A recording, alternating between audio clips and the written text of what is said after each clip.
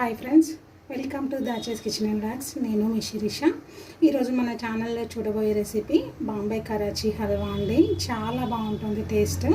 ఇంట్లోనే చాలా ఈజీగా చేసేసుకోవచ్చు. ఇప్పుడు అది ఎలా చేయాలో చూసేద్దామా.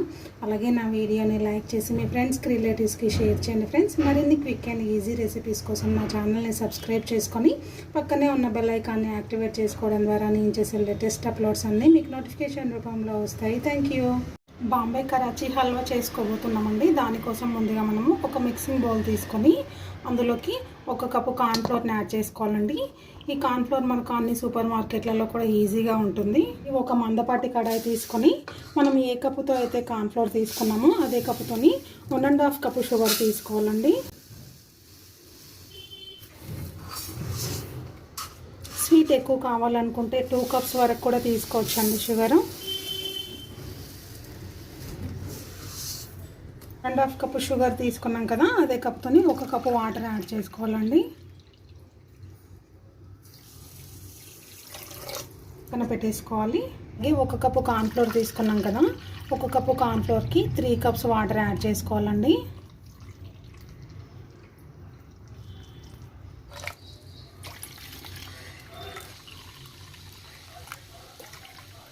లమ్స్ లేకుండా చక్కగా స్పూన్తో కానీ లేదంటే విస్కర్తో కానీ కలిపేసుకోవాలండి. ఇలా కలిపి పక్కన పెట్టేసుకొని నెక్స్ట్ ప్రాసెస్ చూద్దాం.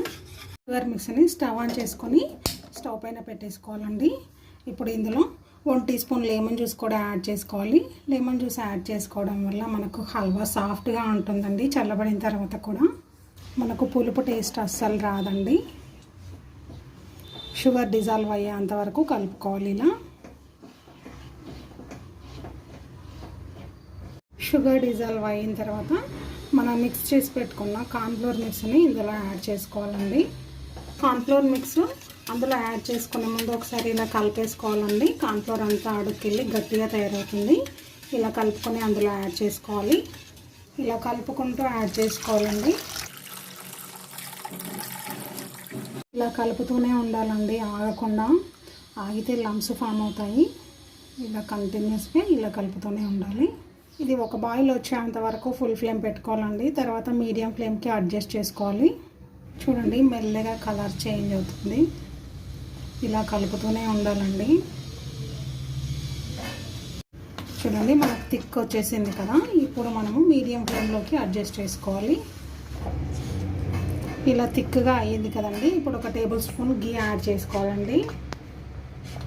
గీ ఎంత ఎక్కువ వేసుకుంటే అంత టేస్ట్ ఉంటుందండి. ఇందులో మనం 1 కప్పు కార్న్ఫ్లోర్ తీసుకున్నాం కదా, 1 కప్పు గీ యాడ్ చేసుకుంటే చాలా బాగుంటుంది. ఒకేసారి యాడ్ చేసుకోవద్దండి. 1 కప్పు గీ కూడా మధ్యలో యాడ్ చేసుకుంటూ ఉండాలి. గీ అంతా అందులో కలిసిపోయింది కదా, మరొక టేబుల్ స్పూన్ గీ యాడ్ చేసుకోవాలి. ఇలా 5 నిమిషాలకు ఒకసారి 1 టేబుల్ స్పూన్ గీ యాడ్ చేసుకోవాలండి.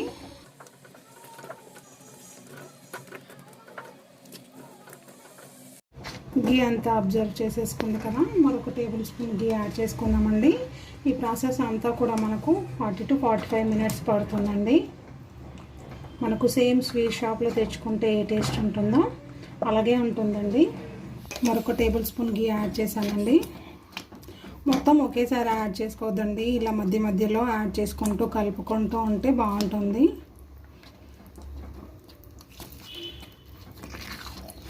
కలపడం మాత్రం అస్సలు ఆపకూడదండి. మనం ఎందులోకి అయితే తీసుకోవాలనుకుంటున్నామో ఆ ట్రే తీసుకొని అందులో 1 టీ స్పూన్ గీ వేసుకొని అప్లై చేసుకోవాలండి. ఈజీగా డిమోల్డ్ అవుతుంది. ఇలా గీ అప్లై చేసుకోవడం వల్ల చుట్టూ కూడా అప్లై చేసేసుకోవాలి.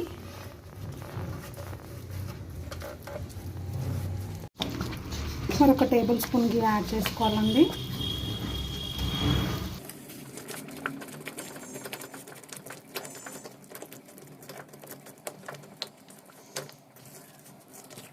హాఫ్ అన్ అవర్ తర్వాత చూపిస్తున్నానండి మీకు. ఇప్పుడు ఇందులో కొన్ని మిలన్ సీడ్స్ యాడ్ చేసుకోవాలి. ఇవే కాకుండా ఇంకా మనకు కాజు, బాదం కూడా యాడ్ చేసుకోవచ్చండి. ఫైన్గా చాప్ చేసుకొని తీసుకోవాలి. చక్కగా కలిపేసుకోవాలి. మిల్లెట్ సీడ్స్ అన్నీ కలిపేసుకున్న తర్వాత ఇందులో ఫుడ్ కలర్ యాడ్ చేసుకోవాలండి. నేను లిక్విడ్ ఫుడ్ కలర్ యాడ్ చేస్తున్నానండి. దీని లింక్ కావాలంటే నేను మీకు డిస్క్రిప్షన్లో ఇస్తాను. ఇది అమెజాన్లో ఈజీగా దొరుకుతుంది. ఇదైతే మనకు కలర్ ఎక్కువ వస్తుంది, ఈజీగా కూడా కలిసిపోతుందండి. గ్రీన్ కలర్ ఇష్టం లేకపోతే ఆరెంజ్ కలర్ అయినా యాడ్ చేసుకోవచ్చు అండి. రెడ్ కలర్ కూడా యాడ్ చేసుకోవచ్చు, మన ఇష్టం కలర్ అనేది. కలిపేసుకోవాలి చక్కగా.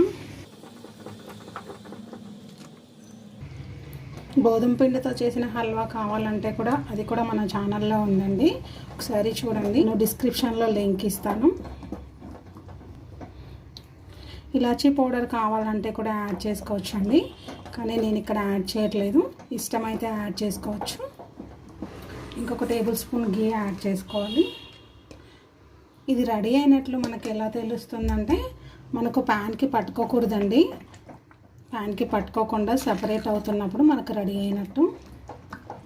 గీ ఎంత ఎక్కువగా వేసుకుంటే అంత టేస్ట్ ఉంటుందండి. 40 to 45 మినిట్స్ అయితే కంపల్సరీ పడుతుందండి. అంతసేపు కుక్ చేసుకుంటేనే మనకు హల్వా టేస్టీగా కూడా ఉంటుంది.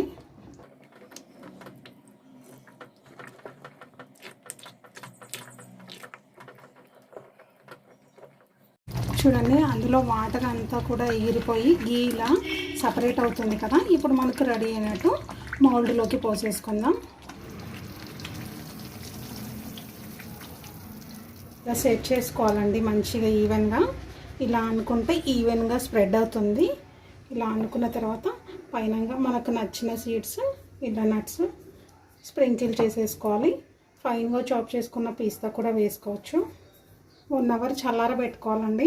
1 అవర్ చల్లారబెట్టుకున్న తర్వాత ఒక 10 నిమిషాలు ఫ్రిడ్జ్లో పెట్టుకొని డిమౌల్డ్ చేసేసుకోవాలి. కంప్లీట్గా చల్లబడిందండి. ఇప్పుడు ముందుగా మనము ఒక ఎడ్జ్ని ఇలా ఫ్రీ చేసేసుకొని ఒక ప్లేట్లోకి తీసేసుకోవాలండి. 1 సైడ్ నుంచి మనము ఇలా లేపేయాలండి. దీన్ని ఇలా పైకి అంటే ఈజీగా వచ్చేస్తుంది. మెల్లిగా మనం చేతితో తీసుకొని ఒక ప్లేట్లో పెట్టేసుకోవాలి. మనకు నచ్చిన సైజులో కట్ చేసుకోవాలండి.